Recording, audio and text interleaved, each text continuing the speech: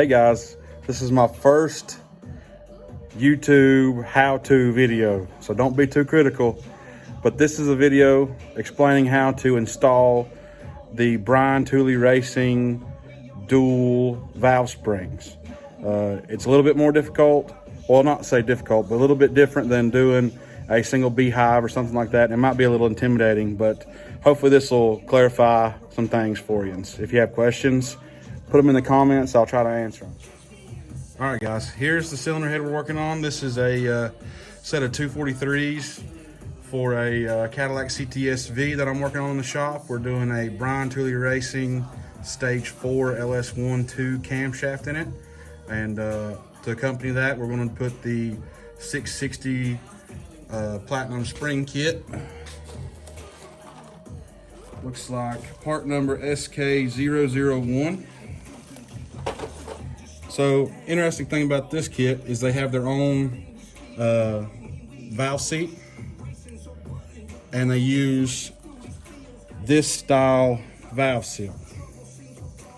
So if you do this incorrectly, the valve seat won't sit all the way down, and there's a couple things you have to do in order. So the first thing to do is, after you've cleaned your heads, and is to get some assembly lube on all of your valves and all of the surfaces right here where the valve seats are going to sit. So after you do that, you go ahead and place the valve seat over top of the valve stem and the guide. All right. So after you do that, you're going to take all of the valve seals and place them on here like so. And I do these all at the same time, just to try to ease assembly. That way I know which ones I do and which ones I don't.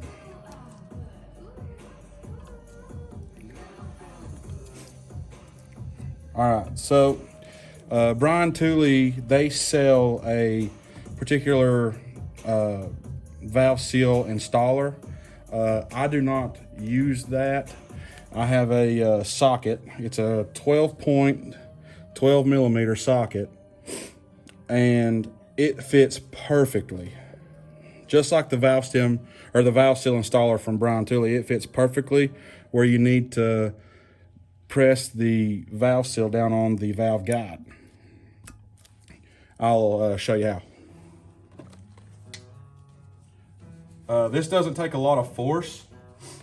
It's more about being accurate in your hammering, per se.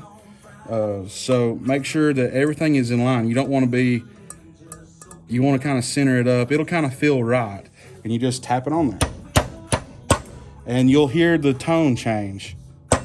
So that sounds solid, all right? This one sounds kind of hollow, and you can hear it change. It sort of sounds like metal to metal. All right, I'm gonna knock the rest of these out and I'll get back with you. All right, now that all the valve seals are installed, next thing up is your valve spring. Like I said, this is a dual valve spring, and correct me if I'm wrong in the comments, but I've never known there to be a up and down. They look pretty symmetrical, top and bottom, and they just go over the top like that. And the particular valve spring compressor that I have, you do 2 at a time. So I'll get that set up and show you how I do it. Okay, here's my valve springs compressor that I have. There are several different styles, pneumatic. This one seems to work pretty good for me. You just have to be kind of mindful and keep your sense about you. I will say one thing. It's hard to keep the valves from pushing down past their seat. So what I do is I take a nice rag. I don't know if you can see it right there, but I've got a rag up in the combustion chamber holding the valves up. That way when I compress the spring down, the valve doesn't want to go with it, because sometimes these don't line up exactly so.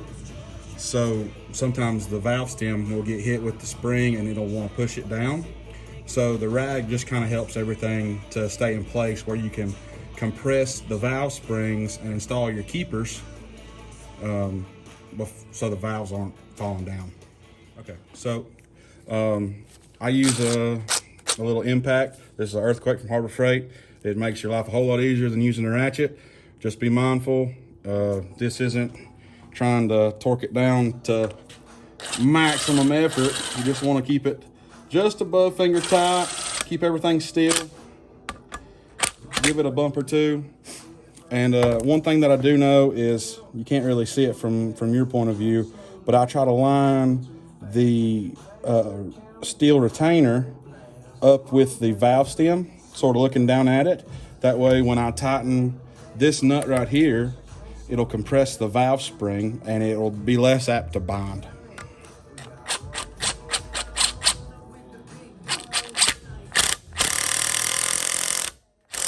All right.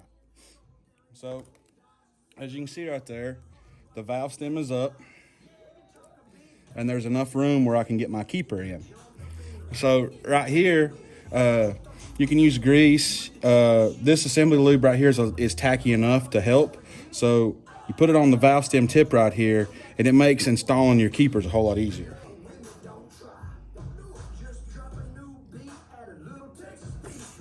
You don't need a lot, just a little dab will do you.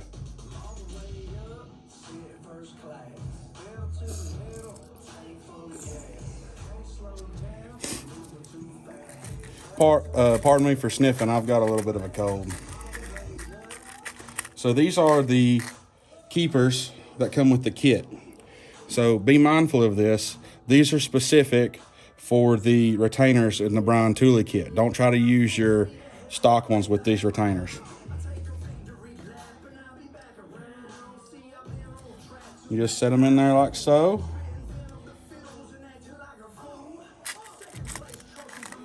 Do the same thing for the other side. Just kind of set the keeper in the groove on the valve stem.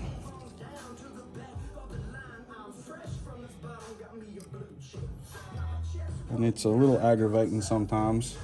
It's helpful if you have a pick, and of course I don't have one. So just if your keeper falls down like this one did, just get your little pick and pick it back up. Like I said, pick's a lifesaver sometimes.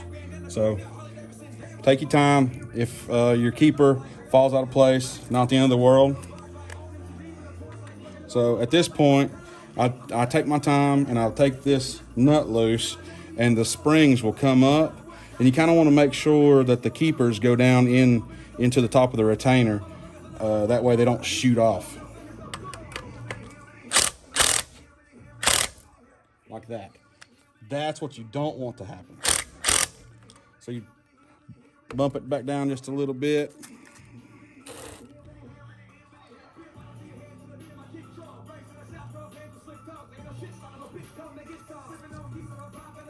Like I said, this isn't an exact science.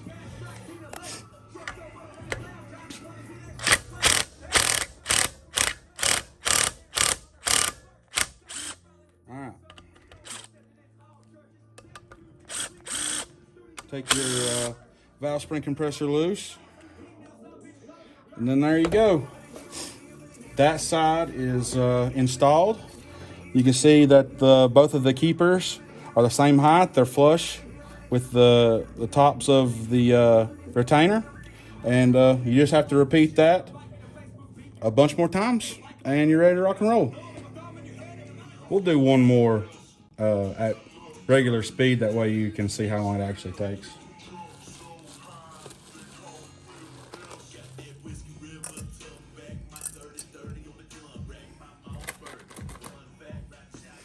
Pay attention to the retainers.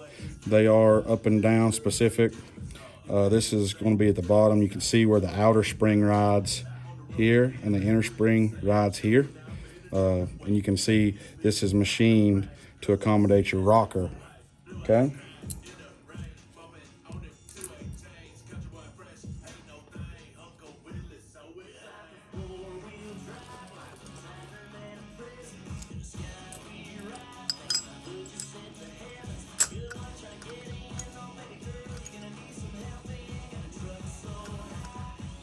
One thing to remember when you're installing these is keep all of your hardware lubricated with a little bit of anti-seize.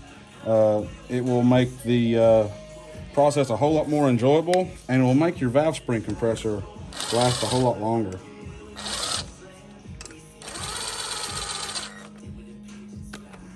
And yes, I'm 100% speaking from experience. My first set of these that I ever did, I got the old speed racer attitude about me, and I just started running the thing in there just as fast as I possibly could. Ended up stripping this main stud right here, and that's hard to find.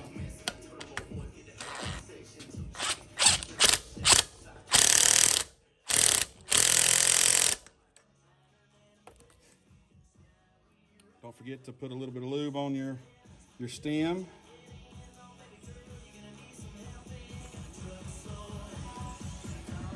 Kind of try to get it on both sides, that way your keeper will stay put.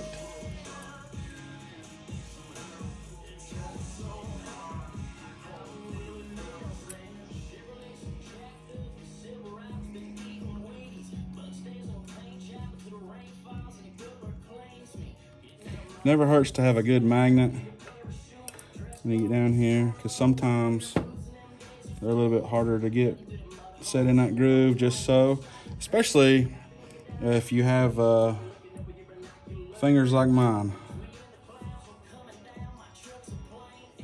They are borderline sausage links.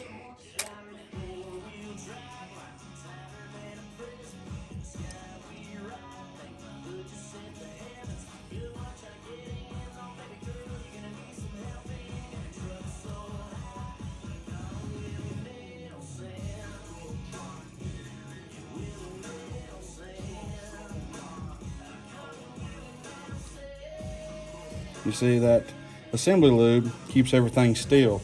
That way you can break free from that and buzz this off. Release the tension slowly. Perfect.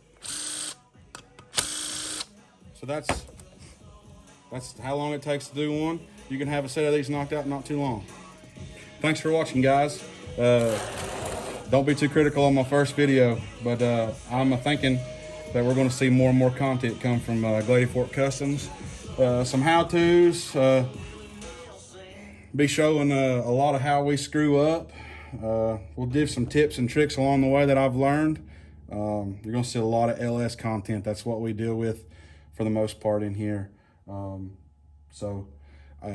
next video, I'll give you a walk around the shop, show kind of what we do, kind of what we have, and thanks for watching.